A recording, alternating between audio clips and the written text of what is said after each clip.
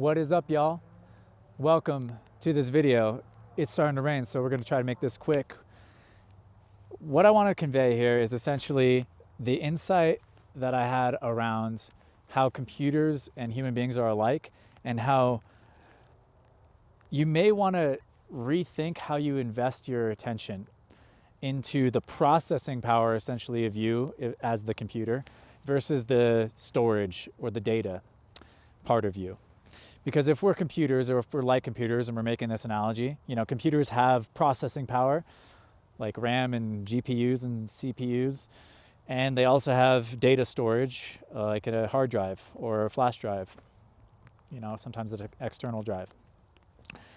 And just as in computers, like usually what you're paying for, what's most valuable is the processing power. I am contending essentially here that is what's most valuable about you as a human being most of the time. And what I see so often, and what I experienced in my own life, is that we over-identify, we over-invest in the data side. And how do we do that? What do I mean by that? Essentially, our identities are what functions as our investment into the storage. And our individual identities being like who we are, our names, where we come from, the things we like, the things we don't like, the people we like, the people we don't like, the experiences we've had, the achievements we've had, all these memories. Essentially, again, this is sort of the data. This is just things that have occurred. They're useful and they're important in a way, because that is part of what makes us unique, is all those experiences. And they're sort of irrelevant to the moment of now, which is what exists actually, and where we actually process our life. And this is sort of the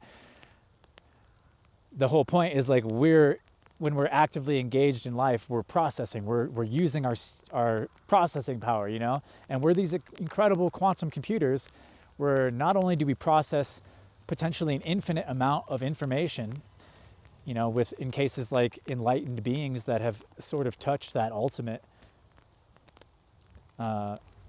state of being one with everything, we can actually affect our reality in ways by processing that kind of power. Whereas, again, our identities, they really have no bearing on reality, because they're just a story, essentially, of who we are and what we do and what we like and blah, blah, blah. So I guess what I would like to finish on here is there's sort of a hack into this, and what I kind of alluded to it a moment ago, which is if you actually start to identify as everything, instead of like all these little, I'm this, I'm not that, I'm like this, I don't like that, but you just kind of allow it and accept it as all of you, as part of you, and you just live into that story that you are one with everything, for a minute. Then you can recruit a little bit more of that processing power, because if you're everything, then everything starts to feel more relevant to your experience. Whereas, again, if you're overinvested in sort of a narrow identity, like for me, for example, I was a parkour athlete for many years, and if it wasn't related to parkour, it didn't really feel like it was that relevant to me. So I was blocking out a lot of my experience and not really even aware of what I was blocking out, because I was so focused on this parkour aspect. And that can be a beautiful thing. And I'm not trying to make one or the other the better thing. But I want to just reiterate that I recognize that there's sort of an overinvestment often in our lives in the identity, the story, and an underinvestment in our actual ability to process infinite amounts of information by being present. And the more present you are, the less any of that stuff becomes relevant. And we sort of all know this, and it's so funny too, because even if we have a big identity, often what we're seeking is ways to dissolve that identity. And so, people will do extreme things like parkour and take drugs and have sex and have a peak experience of any kind, essentially, or get into a flow state, because in those states, when you're running off of roof and you're about to jump across a building, you're not like, I'm Brandon from Denver, Colorado, and I have a brother and a mother and a dad, and their names are this, this, and this, and I really like this kind of soda, and none of that stuff's relevant. It dissolves, and those peak experiences remind us like how good it feels to be totally present, right?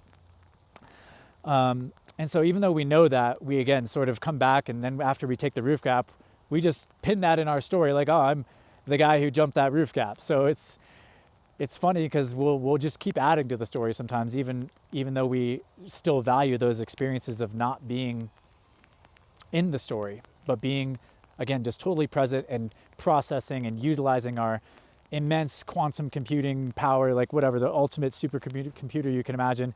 That's really also who we are. And so I I invite you to just kind of contemplate that. Hopefully this video made some sense, and you can just be with those ideas and be present to whatever's there. And that's really what, meditation and all these things are about, because